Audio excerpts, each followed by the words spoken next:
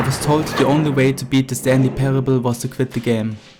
Just press escape, click quit and be over Push with escape it. and press quit. There's no other way to beat this game. Somewhere else I stood there listening to an evil monologue, right before I got blown to pieces. And believe me, I will be laughing at every second of your inevitable life from the moment we fade in until the moment I say happily ever after. And at one point I jumped down to my death because I genuinely didn't know what else to do. It looks like you wanted to make a choice after all. Well, this one is yours. Is it over? It's going to restart, isn't it? But I didn't start there. I started here. In a quiet office, sitting at a desk, pressing buttons whenever a screen told me to. This is what employee 427 did every day of every month of every year. It's a boring job, but I guess it pays the bills. That's Stanley's life. But then one day, nobody's there anymore. The office is completely empty. No one had showed up to give him instructions, call a meeting, or even say hi. Something was very clearly wrong. So Stanley gets up from his desk and tries to figure out what happened. And from there, the game opens up. Now it starts giving you different paths, different decisions, different outcomes. When Stanley came to a set of 2 open doors, he entered the door on his left. Do you listen to the narrator and walk through the left door? Or do you ignore him and go right instead? That's the whole structure of the Stanley Parable. And when at last he found the source of the room's power, he knew it was his duty, his obligation, to put an end to this horrible place and to everything it stood for. Every time a path ends, the game puts you back at the beginning, asks you to choose again, and shows you a different side of the same office. No, this isn't right at all. You're not supposed to be here yet. This is all a spoiler. Quick, Stanley, close your eyes. Okay. We just have to get back to, who am I kidding? It's all rubbish now. The whole story completely unusable. How about, rather than waste my time trying to salvage this nonsense, we'll just restart the game from the beginning. And this time, suppose we don't wander so far off track, Okay, from the top. Because the game isn't really built around reaching one ending and moving on. Its whole structure depends on returning to the start, trying a different path and seeing a different side of the same office. Restarting isn't just what happens after an ending. In this game, restarting is the experience. Come, Stanley, our destiny awaits. Oh, hold up, what's this? The confusion ending. You're telling me that's what this is? It's all one giant ending? And we're supposed to restart the game, what, eight times? What really makes the Stanley Parable stand out to me is the relationship between the player and the narrator. Because it doesn't just feel like someone explaining the story to you. After a while it starts to feel like a kind of bond. Well, do you know what? Since I've completely forgotten what we were supposed to be doing, how about this? You win! Congratulations! I know you put in a lot of hard work and it really paid off, so good job. Even when you're just walking through an office, it never feels empty, because the narrator is always there, shaping the experience. It's really just a pleasant experience to listen to him. What he could not have known was that the keypad behind the boss's desk guarded the terrible truth that his boss had been keeping from him. And so the boss had assigned it an extra secret PIN number, 2845. But of course, Stanley couldn't possibly have known this. Yet incredibly, by simply pushing random buttons on the keypad, Stanley happened to input the correct code by sheer luck. Amazing. He also makes Stanley feel more relatable. Through the narrator, he becomes someone you immediately understand. That's what gives the game so much of its personality. And then perhaps the strangest question of them all entered Stanley's head.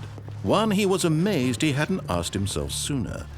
Why is there a voice in my head dictating everything that I'm doing and thinking? Now the voice was describing itself being considered by Stanley, who found it particularly strange.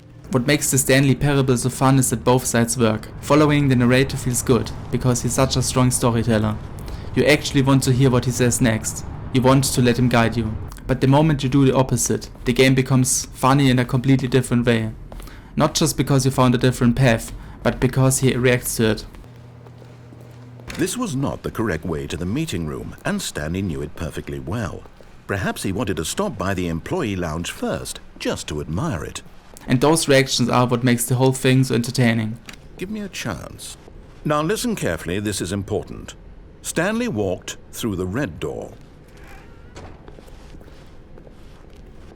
Aha, perhaps you misunderstood. Stanley walked through the red door. I still don't think we're communicating properly. Stanley walked through the red door. Oh, thank God you are willing to listen to me. But at last, he'd had enough of the amazing room and took the first open door on his left to get back to business.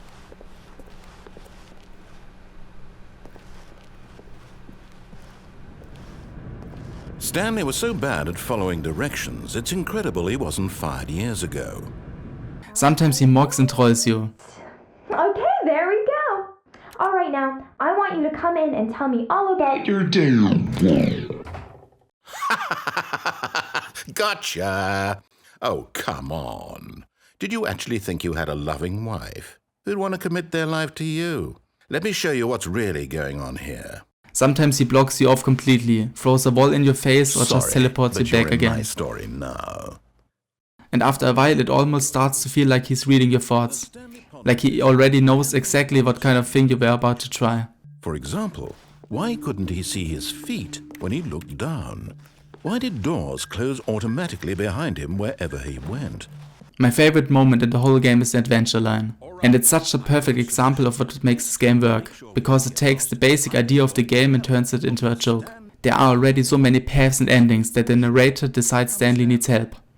So he creates this yellow line on the floor, the adventure line, so you can just follow it and not get lost. Which sounds helpful, except the line is completely ridiculous. It doesn't guide you in any sensible way. It zigzags everywhere, climbs across walls, goes up to the ceiling and cuts all over the place. You know what? I think what we need right now is a bit of music to lighten the mood.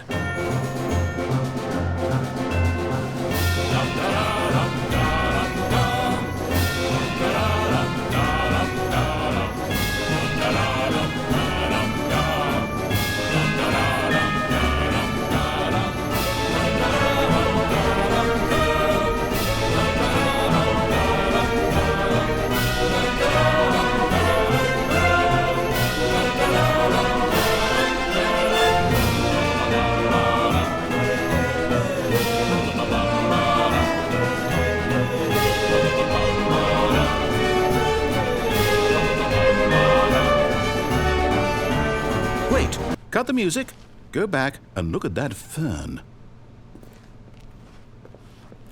Stanley, this fern will be very important later in the story. Make sure you study it closely and remember it carefully. You won't want to miss anything.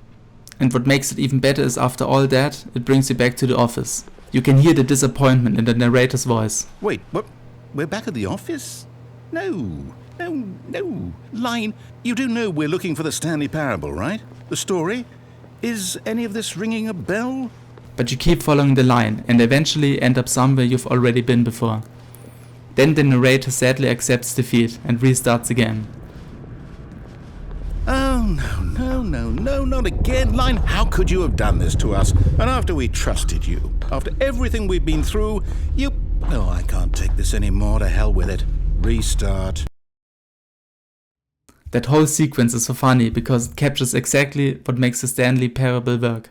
The narrator is trying to control the experience, and the game turns that into a joke. And the restart isn't an interruption, it's part of the punchline. I think that's the most important thing about the Stanley Parable. Restarting is not a punishment. Most games want you to move forward in a straight line. You progress, you leave the beginning behind, and you keep pushing toward one final destination. This game does the opposite. It keeps bringing you back. And every time it does, that restart becomes another chance to hear something new, find another path, see another reaction, or end up in a completely different situation. That's why this game doesn't have one single real ending in the way most games do. It feels more like a collection of outcomes. Different paths, different reactions, different conclusions depending on what you do. Stanley was in such a rush to get through the story as quickly as possible, he didn't even have a single minute to just let the narrator talk. That kind of anxiety isn't healthy, so he relaxed for a few moments with some calming New Age music. And that's what makes the whole thing so interesting, and also why restarting is the best part of this game. Before the video ends, I want to mention a really funny contradiction I noticed throughout the game. There's an achievement for, quotations marks, beating the game, and you get it by reaching the best possible ending, the one where Stanley is free and gets a happy life. And that only happens when you do exactly what the narrator tells you to do, which is kind of perfect, because in so many other paths, the game is mocking blind obedience. It makes fun of Stanley's routine, his button pressing job, and the idea of doing exactly what you're told without thinking. And I'm trying to tell him this, that in this world he can never be anything but an observer, that as long as he remains here, he's slowly killing himself. But he won't listen to me.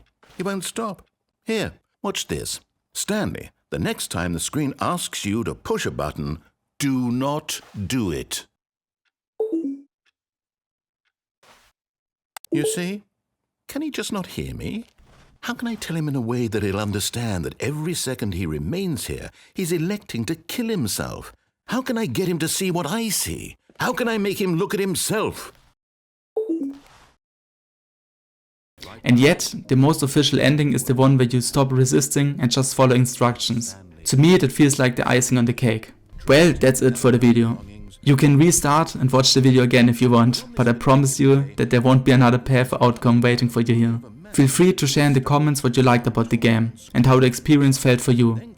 Thanks for watching, and I will see you in the next video.